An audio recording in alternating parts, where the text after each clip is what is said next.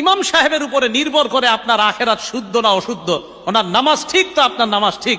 ইমাম সাহেব সামনে দাঁড়ায়, আপনার আখেরাতের পুরা দায়িত্বটা নিয়ে ইমাম সাহেব সামনে দাঁড়ায়। কিভাবে এরকম কিপটামি আর কৃপণতা করেন যে ওনার বেতন বাড়াইতে গেলে 7 দিন আর 15 দিন মিটিং করেন? আপনার তো লজ্জা থাকা দরকার। যার আখেরাত নির্ভর করছে যে ইমামের উপর, ওনার ব্যাপারে মিটিং করতে হবে কেন?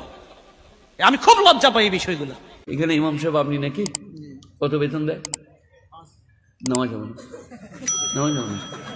5,000 টাকা সায়া কিনবে না, ব্লাউজ লুঙ্গি কিনবে না, আন্ডার প্যান্ট দিয়ে নামাজে নাড়িয়ে আল্লাহ আকবার আলহামদুলিল্লাহ রব্বিল আলামিন। এ মাসে যা কিনেছি পরের মাসে কিনবো।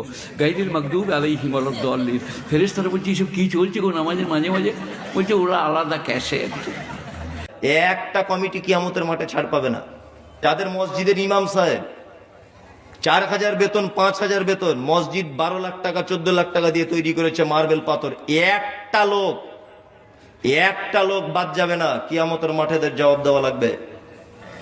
মসজিদের টাকা জমা আছে ব্যাংকে 12 লাখ টাকা, আর ইমাম সাহেবের বেতন 6,000। এই ইমামের বেতন যদি এত কম দাও যেটা দিয়ে ইমাম চলতে পারে না, তাহলে সেক্ষেত্রে তুমি ইমামের হক আদায় করছো না।